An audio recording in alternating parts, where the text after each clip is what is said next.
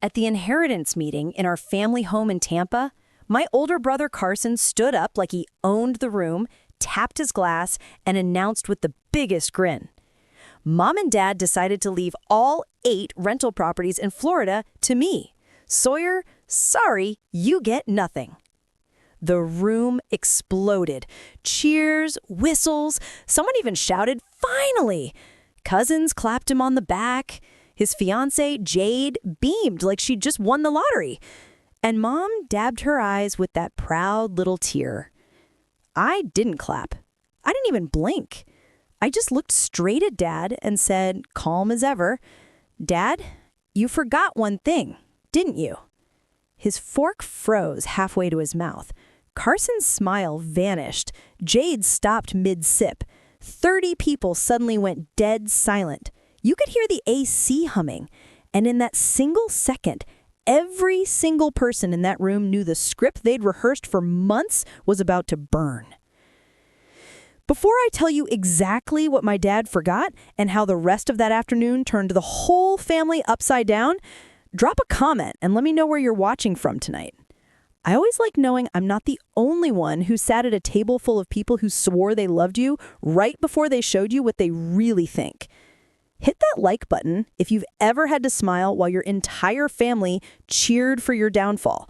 Because trust me, what happened next made every single one of them regret clapping so fast. Now, let me take you back to how we got here. My name is Sawyer Prescott. And if you'd met my family before that inheritance meeting, you'd probably have thought we were the perfect Florida success story. Big house in South Tampa, boats in the driveway, Christmas card smiles every December. But those pictures never showed the quiet hierarchy that ruled everything behind closed doors. Carson has always been the son everyone orbited around. From the moment he came home from the hospital, people noticed him first, listened to him longest, forgave him fastest. Little league coach, high school quarterback, the son who stayed local and helped manage Grandma Miriam's rental properties the second he graduated. Every family barbecue ended with someone slapping his back, telling him he was the future of the Prescott name. He soaked it up like it was oxygen. I learned early that I lived in the shade he cast. Teachers mixed up our names until Carson corrected them with a laugh. Birthdays meant his cake first, his gifts opened loudest, his stories retold at the table while mine stayed folded inside me. When I asked for extra math tutoring in middle school, Mom said that money was tight because Carson needed new cleats. When I got accepted to the University of Georgia on a full scholarship, Dad's only comment was, "Guess someone has to leave Florida." So I did. The day I turned 22, I packed everything I owned into my beat-up Civic and drove north on I-75 until Tampa was just a glow in the rearview mirror. Atlanta gave me the first real breath I'd ever taken without someone else's shadow on my face. I started as a junior analyst at a commercial real estate firm downtown, crunching numbers on apartment complexes and strip malls, learning how deeds work, how trusts work, how ownership can be moved quietly and permanently when someone knows what they're doing. I still came home, but only when Grandma Miriam asked. She was the one person who never compared me to Carson. Never asked, "Why can't you just be happy here like your brother?" She'd sit on her screen porch overlooking the bay, silver hair twisted up with a pencil, and listen to me talk about cap rates and lease abstracts like they were poetry. Some weekends, she'd hand me the keys to one of the rental houses and tell me to walk through it alone, feel the weight of real ownership, even if nobody else knew it yet. Those visits were my oxygen too. She never once called me the smart one or the independent one, the way relatives did when they wanted to sound nice. She just looked at me, really looked, and said things like, "You see things clearly, Sawyer. That's rarer than money." When I left on Sunday nights, she'd press a cold, sweet tea into my hand and remind me the drive was only 9 hours, not a lifetime. Everyone else stopped noticing when I was in the room. Phone calls from Mom shrank to texts about holidays. Dad only called if Carson needed help closing a deal on one of the properties. I became the daughter who did her own thing, which in our family meant the one nobody had to invest in anymore. I didn't hate Carson for it. Hate would have required energy I refused to give. I just accepted the rules, the way you accept humidity in July. You dress lighter, you keep moving, you don't waste breath complaining. Atlanta promoted me to senior property analyst 2 years ago. I bought a small condo in Midtown, filled it with plants that actually lived because nobody else was there to forget watering them, and built a life where my value wasn't measured against someone else's spotlight. The only tether left was Grandma Miriam. Every visit, she grew a little thinner, a little quieter, but her eyes stayed sharp. She started asking more questions about trusts, about how assets could be protected from people who love too loudly and manage too loosely. I answered honestly, because she was the one person who never used my knowledge to prop someone else up. She passed quietly 13 months ago. I drove home for the funeral, stood in the back of the church while Carson delivered the eulogy. Everyone cried, and I felt her absence settle into my bones like a promise I didn't fully understand yet. That's who I was the day I walked back into the house in Tampa for the inheritance meeting. 31, calm, carrying 9 years of distance, and one very old woman's unshakable faith in me. 3 years ago, everything changed without anyone knowing. Grandma Miriam called me on a Tuesday evening and asked me to come down the following weekend. No explanation, just that she needed my eyes on something. When I pulled into her driveway in Old Northeast St. Pete, she was already waiting on the porch with 2 folders and a pot of coffee strong enough to strip paint. She didn't waste time on small talk. She slid the first folder across the table and told me to read bank statements, rental income logs, expense reports for the 8 properties. The numbers didn't lie. Over the previous 18 months, more than $400,000 in rent money had vanished into categories labeled maintenance, emergency repairs, and management fees. Receipts were missing or photocopied so many times they were illegible. The handwriting on the few that existed matched Carson's. She watched me flip pages, her mouth a thin line. She said, "I gave him access because he swore he wanted to learn the business. Turns out, he learned how to bleed it instead." I asked the obvious question, why not confront him? She shook her head. "Because your parents would defend him, say boys will be boys, promise he'll pay it back someday. By the time someday comes, there will be nothing left to pay back." That was the moment she opened the second folder. Inside were draft documents. A revocable living trust naming her as trustee for life and, upon her passing, me as sole successor trustee and beneficiary of every single rental property. Plus, 8 quitclaim deeds ready to transfer title immediately. All she needed was my signature and 2 witnesses. She explained it like she was reading the weather. A living trust avoids probate, keeps everything private, no public filings until she's gone. Quitclaim deeds move ownership instantly and quietly. Once recorded, they're ironclad. The notary she trusted was coming Monday morning. No lawyers in the family would ever see the paperwork unless she wanted them to. I asked, why me? She looked out at the water and answered without hesitation. Because you understand what these houses actually are. 32 families who pay rent on time so their kids can stay in the same school. You won't gamble that away on boats or parties or whatever new toy catches his eye this month. I tried to argue that Carson would lose his mind when he found out. She cut me off. He doesn't get to find out until it's too late to undo. That's the whole point. We spent the rest of the weekend going over every detail. She walked me through the trust language, showed me where to sign, made sure I understood that once the deeds were recorded at the county, the houses were legally mine whether anyone liked it or not. She even had me initial every page so there could never be a claim I didn't know what I was agreeing to.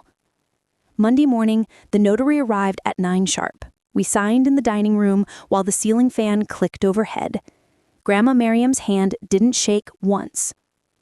When the notary left, she poured us both a finger of bourbon, even though it wasn't noon yet, clinked her glass against mine and said, "Now it's done. And now we shut up about it." She made me swear on her parents' graves that I would never breathe a word until the day came when someone tried to take what was no longer theirs to give. I gave her my word. We burned the extra copies in the outdoor fireplace that night and watched the smoke curl up into the palms. For the next 2.5 years, nothing looked different on the surface.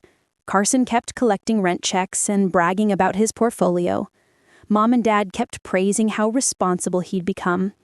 I kept driving down from Atlanta every couple of months, checking on tenants when Grandma asked, fixing what actually needed fixing instead of inventing reasons to spend. Nobody noticed the county records now listed the owner of record as Sawyer Prescott, because nobody ever bothered to look.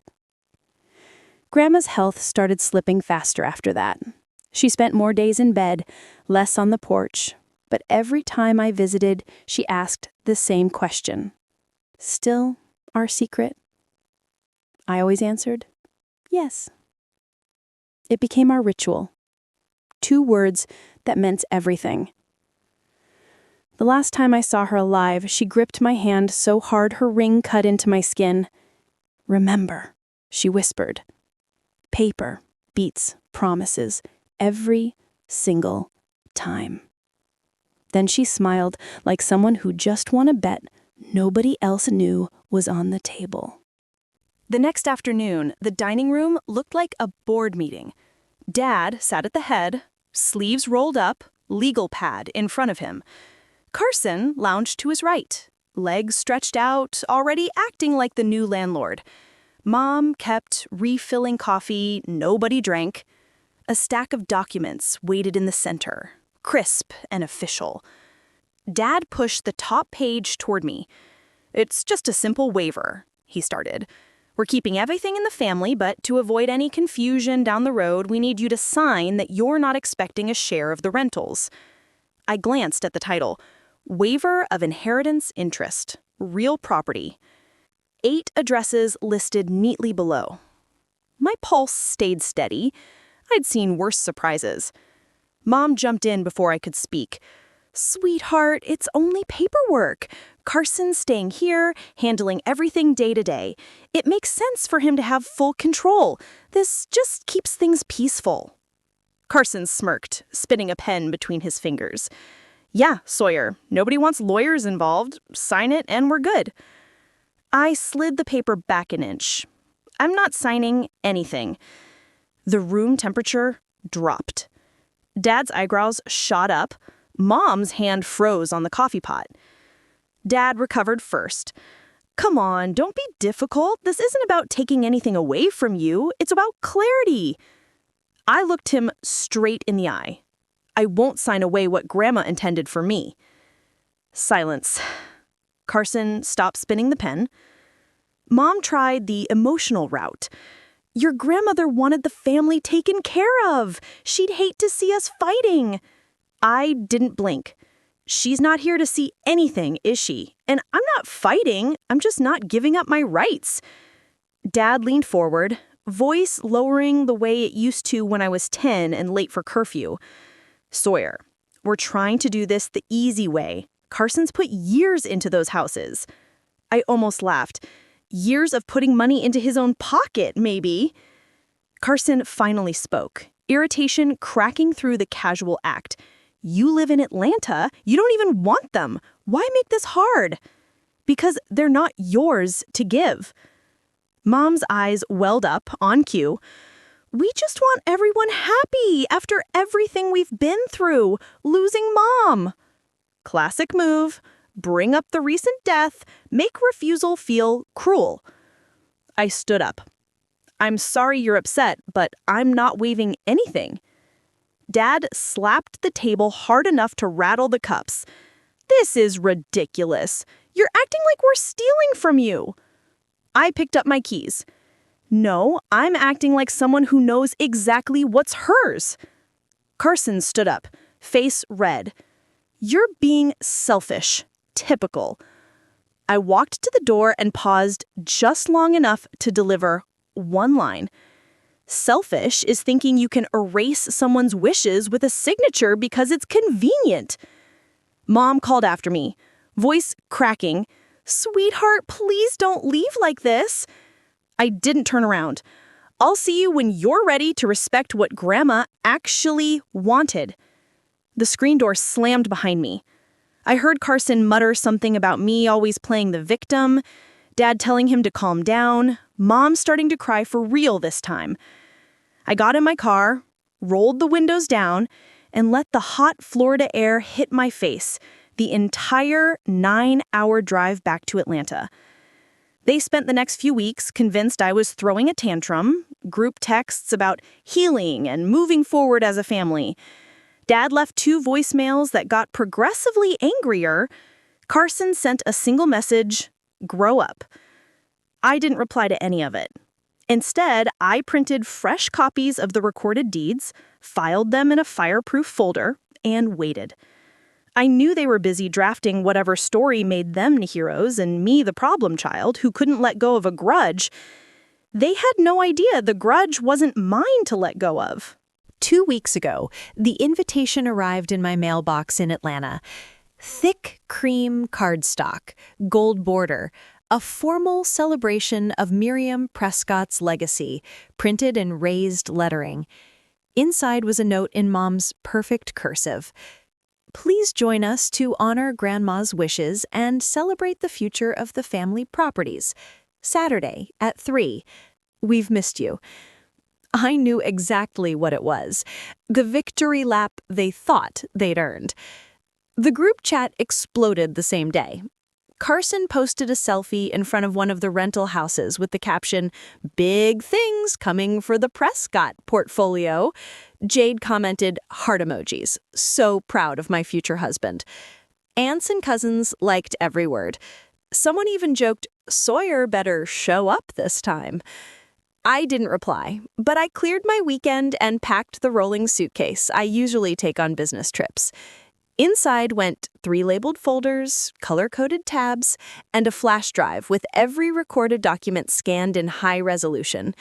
I zipped it shut, loaded the car before dawn on Friday, and pointed south on I-75 for the 9-hour drive I could now do with my eyes closed. The closer I got to Tampa, the thicker the tension felt, even through the windshield. Billboards gave way to palm trees, then to the familiar exit signs. Every mile marker reminded me why I'd left and why I was coming back now. I stopped once for gas outside Ocala and checked my phone. 23 new messages in the family thread, all variations of excitement about Carson stepping up. Dad sent a private text. "Looking forward to putting everything behind us." I left it on red. By the time I crossed the Howard Franklin Bridge, the bay sparkling under afternoon sun, my stomach had settled into the cold calm I get before closing a multi-million-dollar deal. I wasn't nervous anymore. I was ready. I pulled into the old neighborhood just after noon on Saturday. Cars already lined the street. Cousins from Orlando, Uncle Marshall from Naples, the property manager who'd been sending rent checks to the wrong person for years. White tents dotted the backyard, caterers unloading trays of shrimp and mini crab cakes, a bartender set up under the oak tree. This wasn't a meeting. It was a coronation. Mom spotted me from the driveway and hurried over in heels and pearls, arms open like nothing had happened. "You made it!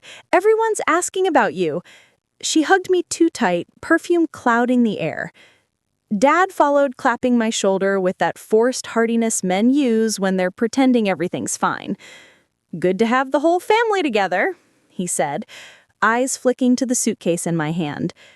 Carson appeared on the porch with Jade glued to his side, both holding mimosas. He lifted his glass in a mock toast. "Look who decided to grace us with their presence." Jade giggled and whispered something that made him laugh louder. A few cousins waved awkwardly. Most pretended not to notice the chill between us. Inside, the house smelled like lemon polish and ambition. Framed photos of Carson shaking hands with tenants lined the entry table. A blown-up copy of the county tax map sat on an easel, red circles around all 8 addresses. Someone even printed glossy brochures titled, "The Prescott Family Rentals, A New Era." I wheeled my suitcase straight through the living room and parked it beside the couch, right in everyone's line of sight. Mom's smile faltered for half a second. Dad cleared his throat. Carson raised an eyebrow, but said nothing. People kept arriving. The family attorney, Mr. Lawson, shook hands and accepted congratulations like he'd already filed the paperwork. Tenants who'd been invited as a courtesy milled around, looking confused but happy for free food. Childhood friends of Carson's slapped his back and asked when the closing date was. I made small talk when cornered, accepted a bottle of water, and watched the room fill with certainty that the story had already been written. Jade floated past in a sundress, diamond on her left hand catching every light. "This is going to be our future," she told a cluster of aunts, gesturing at the brochures. 8 steady income streams before we even say "I do." Carson beamed, arm around her waist, accepting praise like it was his birthright. I stood by the window, suitcase handle still in my grip, counting faces. 32 people, give or take. Enough witnesses that no one could claim later they didn't see what was coming. The living room was packed when Carson finally stood up, champagne flute raised high, voice carrying over every conversation like he'd rehearsed it for weeks.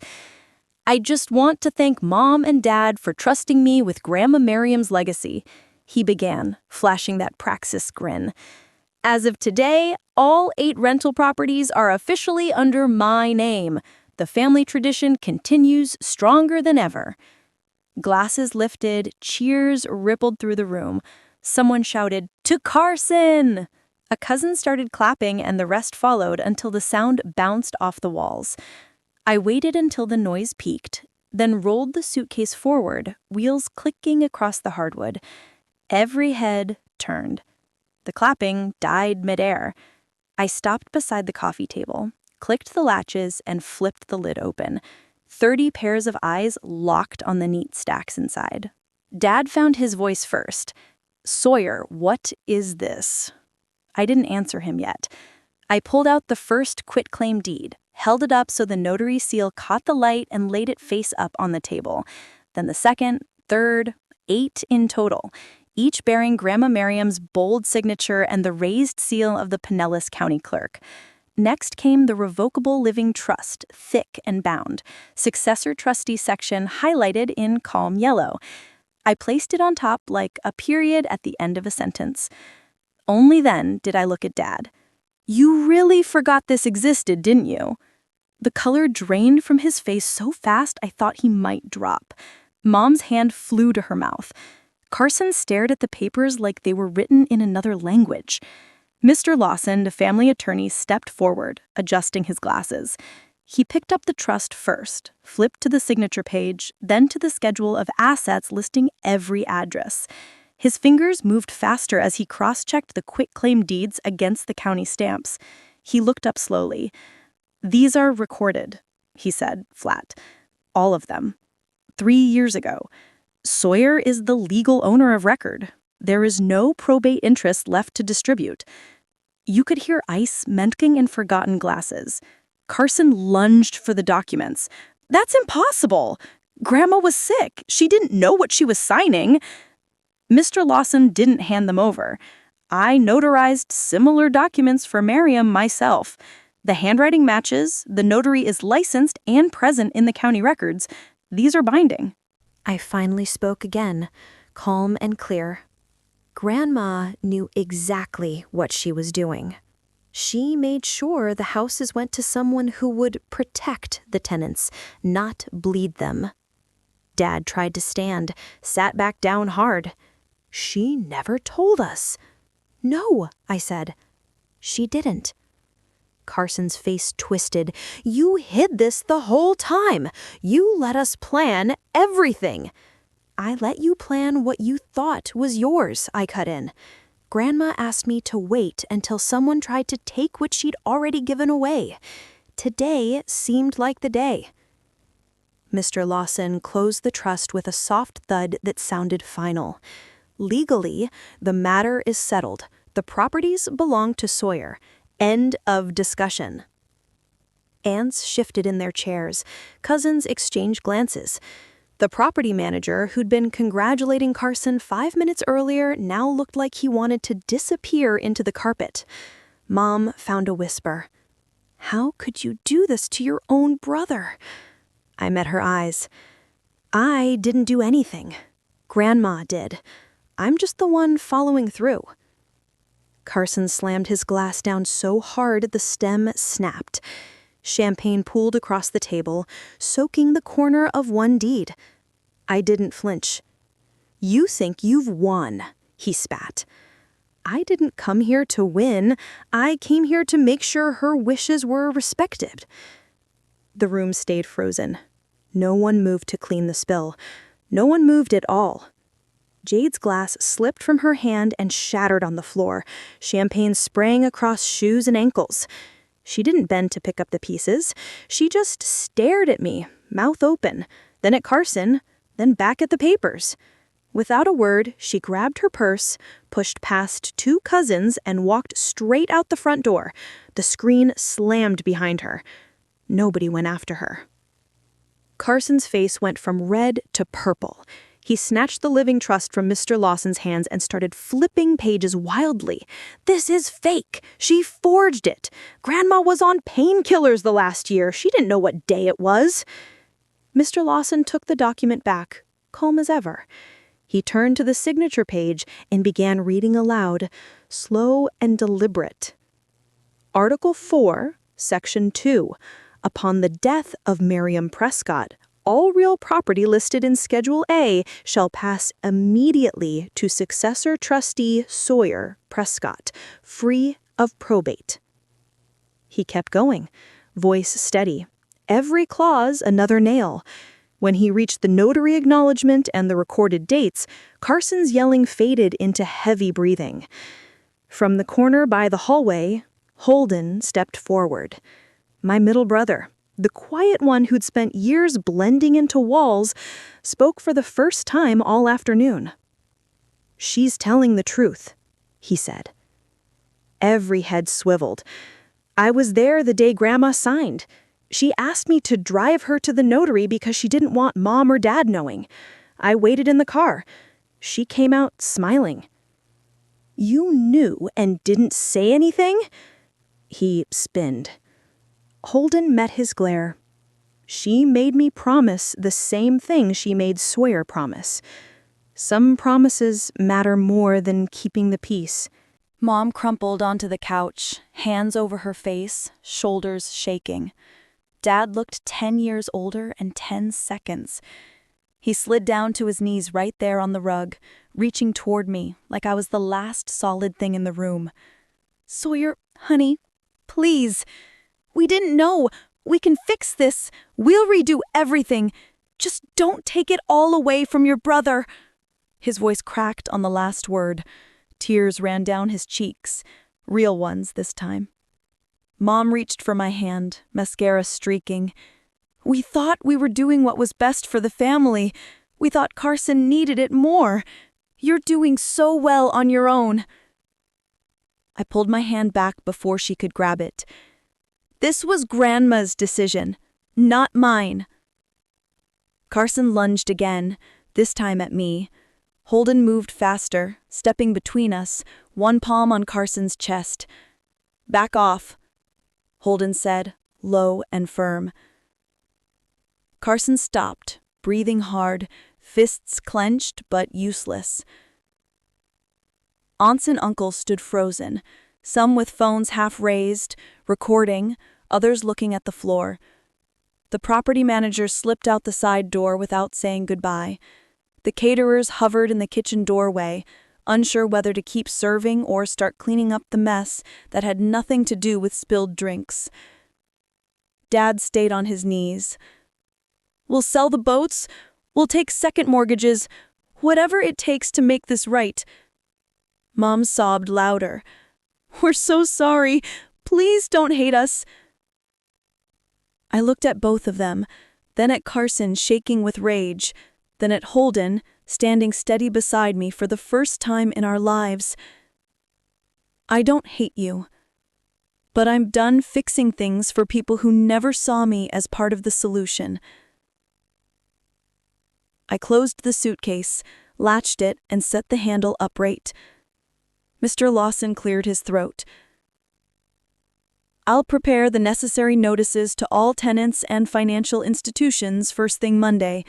Ownership transfer is already complete. This is purely administrative. Carson made a sound like a wounded animal. Mom wailed into a throw pillow. Dad just stared at the floor. I picked up my keys. 3 months later, the dust had settled, but nothing was the same. Carson's name disappeared from every lease, every bank account, every vendor contract tied to the 8 properties. Tenants started receiving new payment instructions with my name at the top. Most of them never even noticed the change. Rent stayed the same, repairs got done faster, and nobody tried to charge them for fake roof work anymore. The IRS notice arrived the week after the meeting. Turns out, years of writing off personal vacations as property inspections and new trucks as maintenance vehicles finally caught up. They froze what was left of Carson's accounts and slapped a lien on anything still in his name. He lawyered up with money he didn't have and lost anyway. The final penalty came in at just over 6 figures. He's still paying it off on a payment plan that will follow him for years. Mom and Dad put the big house on the market 30 days later. The boats went first, then the jet skis, then Mom's jewelry collection. They moved into a 2-bedroom condo near Carrollwood with a view of a parking lot instead of the bay. Dad took early retirement because the stress gave him heart palpitations. Mom started working part-time at a boutique to cover groceries. They stopped hosting holidays. Nobody felt like celebrating. Jade sent back the ring by mail. No note. Carson moved into a studio apartment downtown and took a job selling cars on Dale Mabry. He still drives past the rentals, sometimes slows down, then speeds off when he sees my management sign in the yard. Holden texts me every couple of weeks, just short check-ins, nothing heavy. He's the only one I answer. He says the rest of the family talks about me in past tense, like I died instead of Grandma Miriam. I tell him that works for me. I stayed in Atlanta. The rental income covers my mortgage and then some. I hired a local management company run by women who actually return calls within an hour. Vacancies dropped, tenant satisfaction went up, and every month the numbers land in my account clean and quiet. I bought 2 more properties last quarter. Smaller deals, but mine from day one. Not a single family member has tried to reach me directly. No letters, no emails, no drive-by visits. The last voicemail I got was from Mom 2 months ago, crying, asking if I'd come for Christmas. I didn't call back. I deleted it and blocked the number the same day. Some nights, I sit on my balcony in Midtown, city lights below, and think about the little girl who used to beg for math tutoring while her brother got new cleats. That girl learned the world rewards the loudest voice in the room, until someone finally decides to speak with proof instead of volume. Blood doesn't guarantee loyalty. It never did. The only thing that ever protected me was an old woman who saw the future clearly enough to put it in writing, and a promise I kept when it mattered most. I still have the fireproof folder. Every deed, every trust page, every recorded stamp sits inside it on the top shelf of my closet. I don't look at it often. I don't need to. The houses pay the bills, the tenants stay happy, and my phone stays silent from anyone who once called themselves family. Grandma Miriam was right. Paper beats promises every single time. And some doors, once you close them, stay closed for good. If you've ever had to choose between the family you were born into and the peace you built yourself, tell me in the comments where you're watching from tonight. Because sometimes the hardest thing isn't walking away. It's refusing to walk back.